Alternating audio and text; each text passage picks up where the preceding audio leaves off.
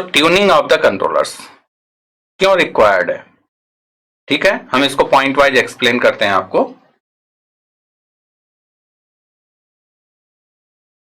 देखिए जितनी भी टेक्निक्स हैं वहां पर मींस रूट लोकस हो गया, बोडे प्लॉट हो गया, पोलर प्लॉट हो गया, नाइक्विस्ट प्लॉट हो गया, तो हर एक जगह इन टेक्निक्स की रिक्वायरमेंट होती है कि किसी भी सिस्टम को मॉडलिंग करने के लिए, ठीक है। तो आप समझ सकते हैं कि रूट लोकस, बोडे प्लॉट, ये सब कितना मींस लेंदी प्रोसेस है हर एक उसमें, अगर ये एनालिसिस हम इनके बेसिस पे करते हैं। Second,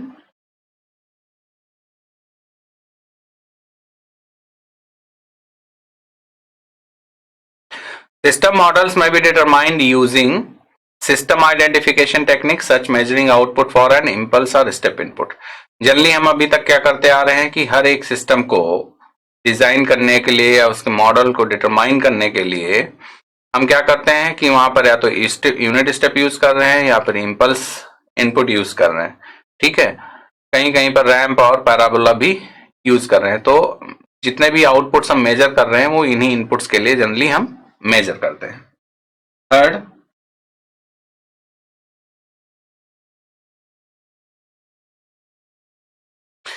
traditional control design methods are less appropriate if the system is unknown, ठीक है।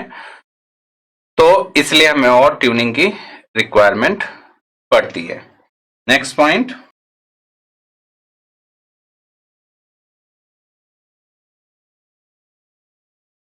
the fourth point is most PID controllers are tuned on site due to machine and process variation। as I told you कि हर एक industry में अलग अलग tuning करने की जरूरत पड़ती है क्योंकि वहां पर डिफरेंट मशीन्स होती हैं, डिफरेंट PLCs होती हैं। तो the theoretical calculation for an initial setting of PID parameters can be bypassed using a few tuning rules, ठीक है। तो जो ट्यूनिंग रूल्स हैं अभी हम देखेंगे, निकोल्स बेसिस पे हमने ट्यूनिंग रूल्स यहाँ पर डिजाइन किए गए हैं, वो हम देखेंगे। लेकिन आप इसमें ये एक पॉइंट ये देखिए कि जितने भी पीआईडी पैरामीटर्स हैं या जो कंट्रोलर्स के पैरामीटर्स हैं, जितने भी ये कंट्रोलर्स हैं या उनके जो पैरामीटर्स हैं वो सिस्टम डायनेमिक्स को कैसे अफेक्ट करते हैं। जैसे मैंने ट्रांजिएंट रिस्पांस में आपको बताया कौन से पैरामीटर, राइज टाइम। तो राइज टाइम में हमने क्या आपको बताया था कि rise time is the time for the response to reach from the 10% to the 90% of its value और 0% to 100% of its value, 0% to 100% of the input value rather, ठीक है। तो that is the rise time. और ये कब जरूरत होता है, ये फर्स्ट टाइम में, जब वो फर्स्ट टाइम राइज करता है तब जरूरत होता है। सेकेंड इसमें क्या था, ओवरशूट। तो पीक लेवल क्या डिसाइड करता है कि कितना हाई उसका फर्स्ट पीक आ रहा है, फिर सेकंड पीक आ रहा है, थर्ड पीक आ रहा है। जनरली हम ओवरशूट फर्स्ट पीक में देखते हैं। तो स्टेडी स्टेट कितने टाइम में अचीव होगी वो ओवरशूट डिफाइन करता है। अगर हाई ओवरशूट है तो स्टेडी स्टेट आपकी, आप ये समझ लीजिए कि स्टेडी स्टेट लेट अचीव होगी। थर्ड,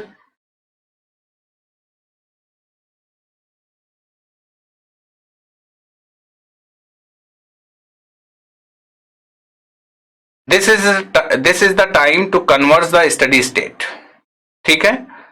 कितने टाइम में आपको स्टेडी स्टेट अचीव हुई है, that defines by the settling time by considering the 2% और 5% एरर इन द एनालिसिस, ठीक है।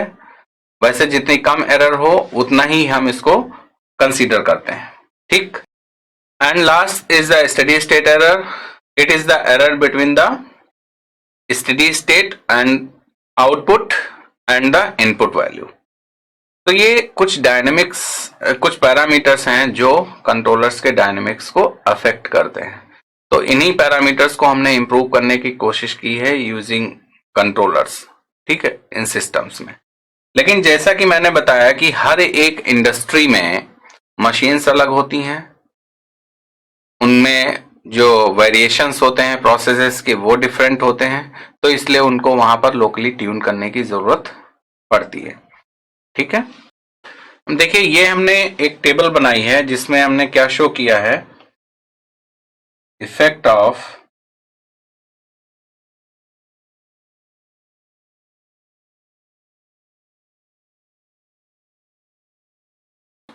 ये आपको पहले से पता है कि अगर हम इन कंट्रोलर के पैरामीटर्स जो ये केपी के आई के डी हैं, प्रोपोर्शनल, इंटीग्रल, डेरिवेटिव, तो उसमें आप देखो rise time, overshoot, settling time, steady state error में क्या फर्क पड़ता है, ये हम सब कुछ एक्सप्लेन कर चुके हैं। In case of proportional rise time decrease हो रहा है, ओवरशूट इंक्रीज होता है।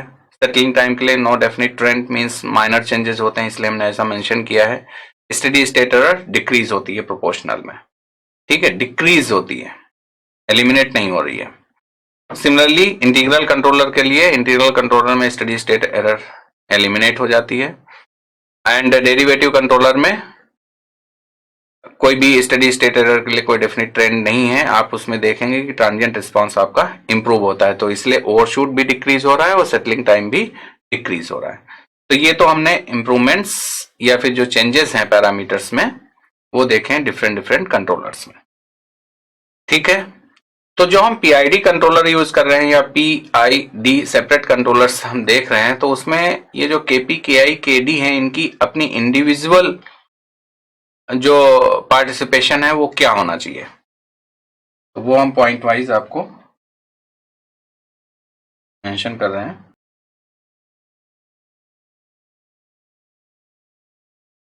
तो जैसा कि मैंने टेबल में मेंशन कर रखा है कि केपी के आई के D rise time, overshoot, settling time, steady state error में क्या डिक्रीज हो रहा है, क्या इंक्रीज हो रहा है, उन्हीं को हमने मेंशन किया है। तो केपी का यूज हमें क्या करना चाहिए, राइज टाइम को डिक्रीज करने के लिए क्या करना चाहिए। राइज टाइम डिक्रीज हो जाएगा तो overall speed of the system increase हो जाएगी। केडी को हम यूज इसलिए करते हैं कि ओवरशूट और सेटलिंग टाइम इंप्रूव हो जाए। तो आप ये देखिए कि केपी और केडी जनरली हम ट्रांजिएंट पैरामीटर्स को इंप्रूव करने के लिए ही यूज करते हैं, और जो इंटीग्रल कंट्रोलर है उसको हम स्टेडी स्टेट एरर को एलिमिनेट करने के लिए करते हैं, ठीक है। तो इन तीनों का अपना यूज है, लेकिन क्या ये स्टार्ट करने के लिए सही होगा। किसी भी इंडस्ट्री में अगर हमें कंट्रोलर्स को इंप्लीमेंट करते हैं या जनरली पीआईडी कंट्रोलर को इंप्लीमेंट करते हैं, तो ये रिड्यूस करने के लिए केपी केडी केआई को हमें से स्टार्ट करना चाहिए कि इन पैरामीटर्स को हमें फिक्स करना है, या फिर कभी कभी क्या हो सकता है कि ये पैरामीटर्स को हम फिक्स करें और हेल्प ही ना करें क्योंकि वहां पर प्रोसेस वेरिएशंस हैं, तो उस केस में हमें ट्यूनिंग की रिक्वायरमेंट पड़ती है।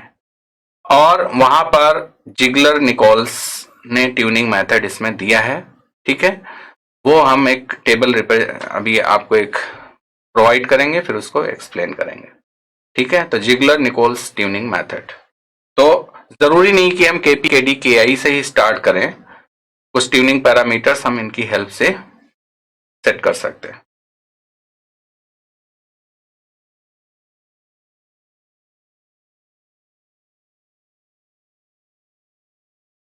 तो यहां पर हम डिस्कस करने जा रहे हैं जिगलर निकोल्स ट्यूनिंग रूल। देखिए जिगलर निकोल्स साहब ने बहुत सारे ट्यूनिंग रूल्स हमें दिए हैं, ठीक है, मोर देन वन, बट यहां पर जो हम डिस्कस करेंगे या जो आपके लेवल पे है वो tuning rule one, first rule जो है इनका, वो हम डिस्कस करने जा रहे हैं। And this rule applies to the plants with neither integrators not dominant complex. देखिए डोमिनेंट कॉम्प्लेक्स कॉन्जुगेट पोल्स तो हमने बता दिए, जो नियर टू द ओरिजिन होता है, चाहे वो रियल एक्सिस पे हो, निगेटिव रियल एक्सिस पे हो, या कॉम्प्लेक्स कॉन्जुगेट पोल्स हो। तो ये रूल उनको भी अप्लाई नहीं होता, ना इंटीग्रेटर्स पे अप्लाई होता है, ना डोमिनेंट पोल्स पे अप्लाई होता है, जिसका हमें यूनिट स्टेप रिस्पॉन्स हम जनरली फाइंड करते हैं, ठीक है।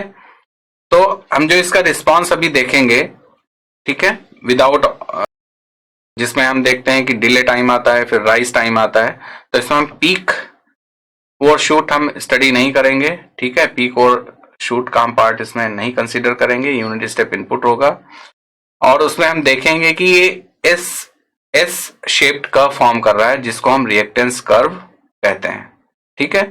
तो ये जो रिएक्शन कर्व है इनके फर्स्ट मेथड में आता है, फिर उसको हम टेबल से समझने की कोशिश करेंगे।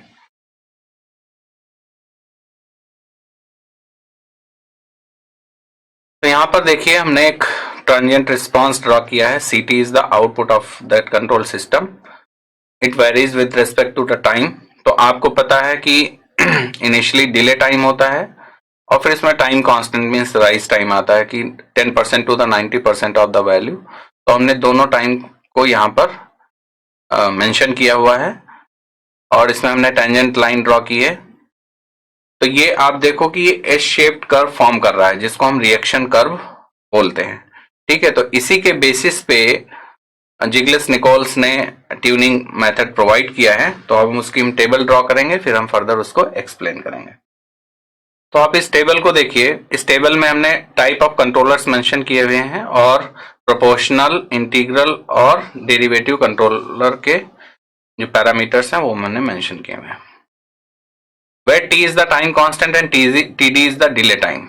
तो जो भी ट्यूनिंग पैरामीटर्स हम सेट करते हैं वो टाइम कांस्टेंट और डिले टाइम के रेस्पेक्ट में ही सेट करते हैं, क्योंकि रिएक्शन चार्ट पे बेस्ड ही ये मेथड है।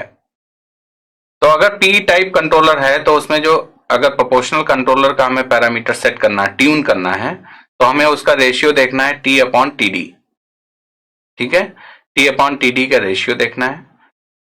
अगर टाइप ऑफ कंट्रोलर जो है प्रोपोर्शनल है तो वहां पर TI और TD नहीं आएंगे, इसलिए हमने उसको मेंशन किया हुआ है इंफिनिटी एंड 0। PI कंट्रोलर है तो उसमें जो T upon TD proportional controller में आपने लिया था उसका 90% आपको लेना है और इंटीग्रल कंट्रोलर में TD अपॉन 0.3 लेना है। मींस जो डिले टाइम है उसका approximately 1 upon 0.3 that is 3.33 times of TD, ठीक। TD उसमें नहीं होगा, TD मीन्स डिले टाइम। हम अच्छा एक काम इसमें ये करते हैं कि आप ये जो TD ब्लू कलर से लिखा है और डिले टाइम में आप कंफ्यूज हो रहे होंगे, तो इस डिले टाइम को हम क्या करते हैं, थोड़ा सा एक पैरामीटर चेंज कर देते हैं और इस पैरामीटर को हम मेंशन कर देते हैं L से। तो आप डिले टाइम को आप समझेंगे कि ये L है। तो जितने भी डिले टाइम TD से हमने इसमें मेंशन किए हैं उसको आप समझ लीजिए कि ये L है, सो कंफ्यूजन नहीं होगा।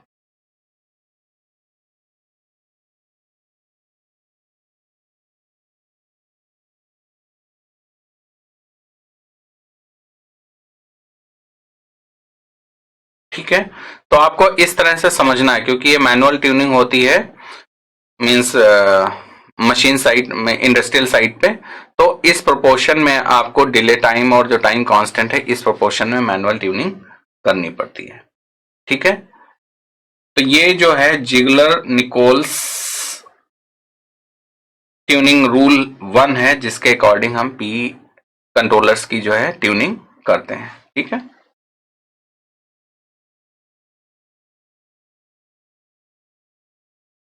सो जितने भी पैरामीटर्स हैं it typically gives you a response with an overshoot on the order of 25% with a good settling time.